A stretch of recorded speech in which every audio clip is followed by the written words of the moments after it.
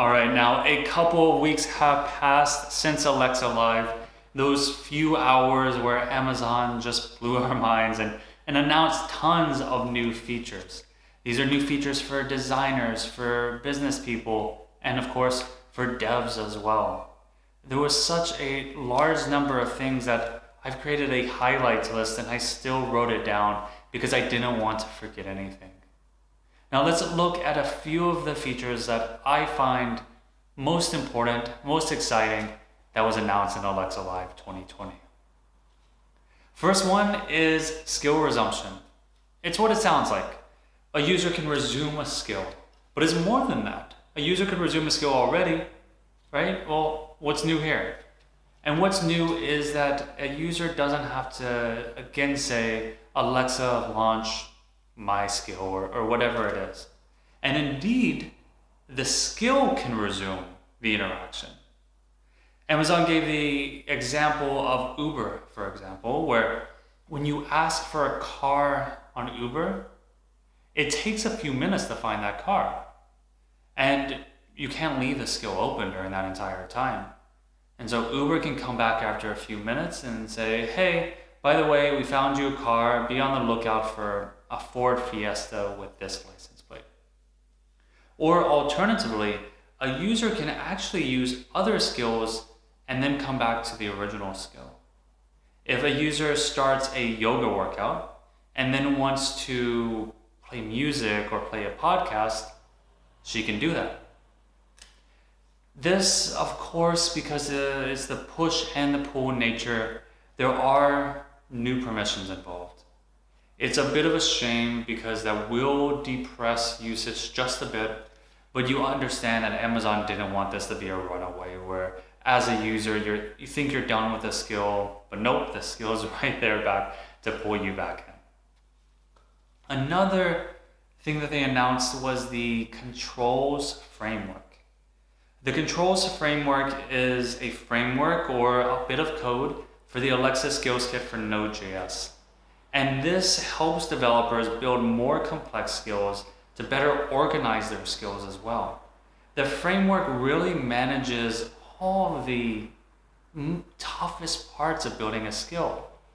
What happens when a user goes off and exits the flow in the middle and then comes back to the flow later? How do you handle that?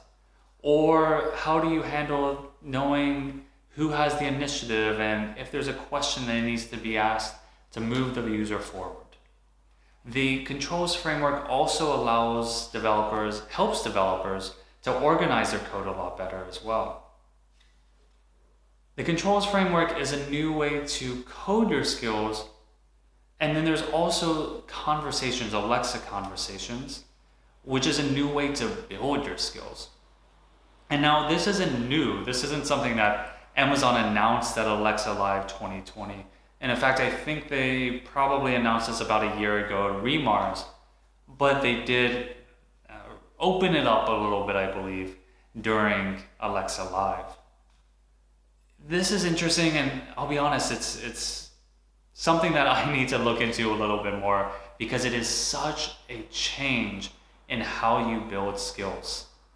It's such a change because you're moving away from code quite a bit and you're using AI to build the skills instead. From what I understand, you can integrate it with existing skills. You can build skills, I think, almost entirely with Alexa Conversations.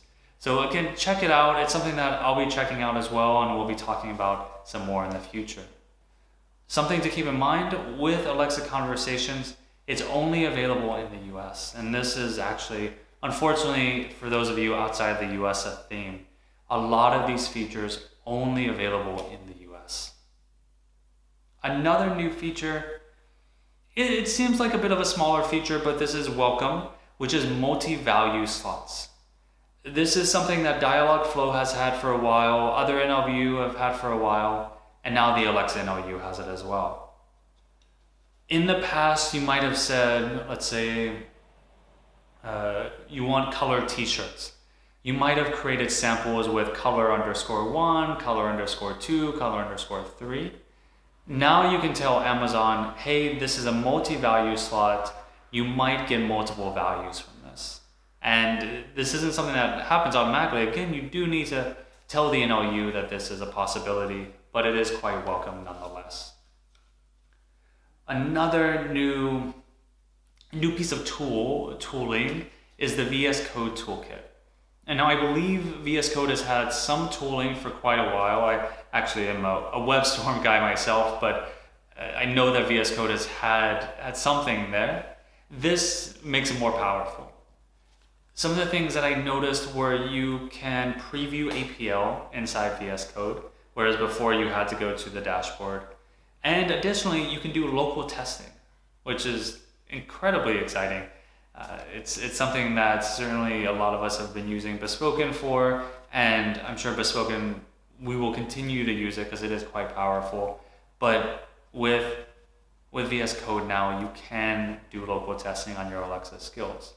You can also, by the way, you can use that local testing outside of VS Code. It's just something that you have to set up yourself. I mentioned that you can preview APL, which is great because there are new APL features as well. There is APL-A, which is APL for audio. This is again something that Google has had for a bit of time, but it allows you to, I guess, almost mix audio using APL. So it's not one audio clip, one audio clip, one audio clip. It's now a little bit of background sounds, a little bit of background music while you've got some talking going on. You've also got JSX for APL. And now if you've ever written React code, you may have come across, or you probably come across writing React, so you've come across JSX. And if you've ever written APL in the past, you've certainly come across that as well, which was just this, I wouldn't say it was a mess, but it was a bit of a struggle to write this nested JSON. And here, using JSX, I think this is going to be a lot easier. There's also just so many more features. As I mentioned, this is just a small list. I'm sure we'll be doing a podcast that goes into a lot more detail in a lot of these features. So follow us then, check us out when we talk about it. In the meantime, Amazon has a list. All the videos are online as well. So check those out and get to building some new things with Alexa. Thanks.